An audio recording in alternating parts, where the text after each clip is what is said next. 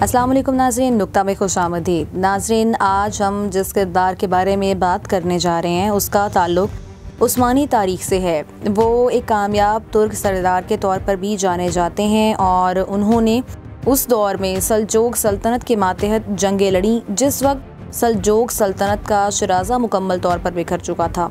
उन्होंने ना सिर्फ अनातोलिया में तनहा मंगोल आंधी का सामना किया बल्कि उमर बे तो मंगोलों की ज़मीनों पर भी उनके लिए दर्द सर बने रहे। उनकी इसी बहादुरी और जज्बा जिहाद की वजह से उन्हें तुर्क सरदारान में ख़ास अहमियत हासिल है।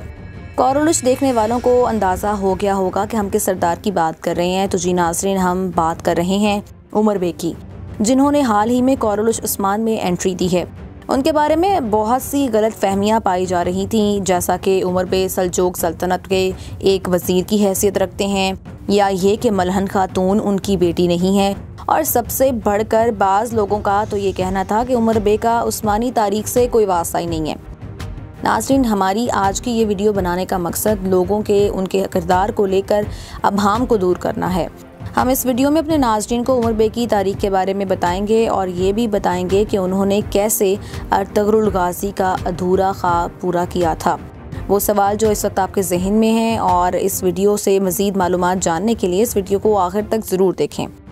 नाज़रीन, उमर बे का नाम उमर अब्दुल अजीज़ था। कोरोलुश में उमर बे और मलहन खातून की आमद के बाद कोरोलुश में मज़ीद दिलचस्पी पैदा हो गई है। इन दोनों की आमद के साथ ही मंगोल आंधी ने भी एक बार फिर से मगरिब का रुख कर लिया है। नाज़रीन, उमर बे और उनकी बेटी मलहन खातून इन सरजमीनों पर, जो कि उस्मान की सरजमीन है, उस पर उस्मान के बुलाने पर ही आए थे और उनके साथ मंगोल, जो कि कुछ अरसे से मंजर-ए-आम से गायब हो गए थे, वो भी एक बार फिर लौट आए हैं। उनका वाहिद मकसद जो है वो उमर बे और उनके कबीले को तहस नहस करना है।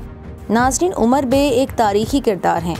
उनका उस्मानी तारीख़ के साथ साथ सल्जोकी तारीख़ में भी बहुत अहम किरदार है। यही वजह है कि कुछ लोग उन्हें सल्जोकी वज़ीर भी समझते हैं। उमर बे उन चंद तुर्क सरदारान में से हैं जिन्होंने अपनी रियासत और दीन इस्लाम की सरबुलंदी के लिए बहुत सी जंगें लड़ी। उमर बे सल्जोक सल्तनत के मातहत कुफ़ार का मुकाबला करते रहे। जब उन्होंने देखा कि सल्जोक सल्तनत बिखर चुकी है तो उन्होंने उस्मान का साथ देना शुरू कर दिया। उस्मान गाजी के साथ मिलने का उनका वाहिद मकसद एक खुद मुख्तार रियासत कायम करना था जिसमें मुसलमान अपनी मुकम्मल आज़ादी के साथ रह सकें। उमर बे ने उस्मान गाजी के साथ मिलकर बाज़ंतीनियों और मंगोलों दोनों का सामना किया और सल्तनत उस्मानिया के क़याम के लिए उस्मान गाजी का भरपूर साथ दिया।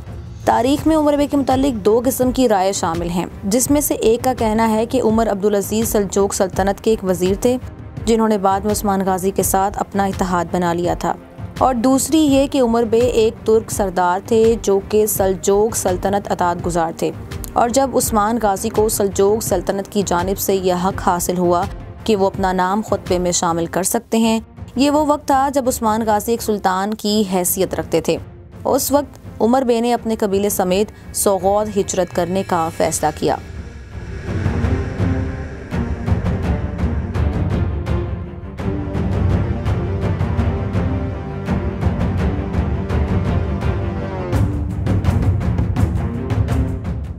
नाज़रीन, इसके बाद हम बात कर लेते हैं मलहन खातून और उमर बे की।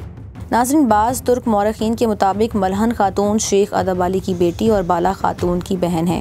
लेकिन अगर हम तारीख़ का मुतालिया करें और इसके साथ साथ सल्तनत उस्मानिया के साथ जुड़ी हुई चीज़ों को देखें तो हमें ऐसी अलामात भी ज़ाहिर होती हैं जिससे ये बात वाज़ेह हो जाती है कि मलहन खातून उमर बे की बेटी हैं। जैसा कि सल्तनत उस्मानिया के दौर में बनाया गया पहला मखीज औकाफ, जिसकी सरबराही शेख अदब अली के शागिर्द शरीफुद्दीन पाशा को सौंपी गई थी, उस दस्तावेज़ात पर उस्मान गाजी के 6 बेटों और 1 बेटी का नाम शामिल है। इसके अलावा 3 औरतों के दस्तखत भी हैं, जिनमें एक का नाम माल खातून बिनते उमर बे के नाम से हैं और बकिया 2 खातून में मलका बिनते मलिक और अफेंदाइम के नाम शामिल हैं। ये औकाफ गरीबों की मदद के लिए बनाया गया था। ये औकाफ 1234 मार्च को बनाया गया, जबकि बाला खातून उस औकाफ के बनने से पहले वफात पा चुकी थी। इस तरह ये साबित होता है कि मलहन खातून उमर बे की ही बेटी हैं। उमर बे ने उस्मान गाजी के साथ मिलकर बाज़ंतीनियों के खिलाफ कई जंगें लड़ी और कुदरत ने उन्हें वो कारनामा सर अंजाम देने का मौका फराहम किया जो अर्तगरुल गाजी देना चाहते थे। नाज़रीन, उमर बे ने बाज़ंतीनियों को मगरिब से निकाल कर उस्मानी रियासत बनाने में उस्मान गाजी की मदद की।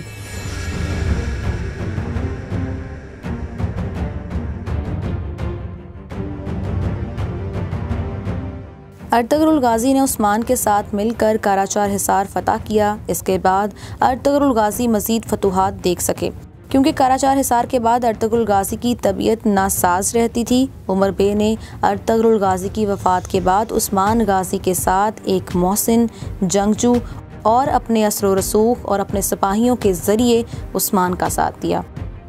तारीख के मुताबिक उमर बे अर्तुगरुल गाजी की हयात ही में उनकी सरजमीन पर आ गए थे। यही नहीं बल्कि उस्मान और मलहन खातून की शादी भी अर्तुगरुल गाजी ही की ज़िंदगी में हो गई थी।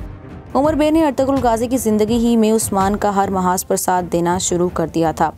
नाज़रीन, जैसा कि अब आप कौरलुश उस्मान देख रहे हैं तो उसमें आप देख सकते हैं कि ये शादी जो है वो अर्तुगरुल गाजी के ज़िंदा रहते नहीं की गई, लेकिन अब ये दोनों किरदार यानी कि उमर बे और मलहन खातून को सीरीज़ में शामिल कर लिया गया है। अब देखना ये है कि सीज़न के ख़त्म होने से पहले उस्मान बे की शादी मलहन खातून के साथ होती है या नहीं, और साथ ही साथ ये भी देखेंगे कि उमर बे जो हैं वो क्या उस्मान के साथ मिलकर कौन कौन सी फतूहात हासिल करते हैं।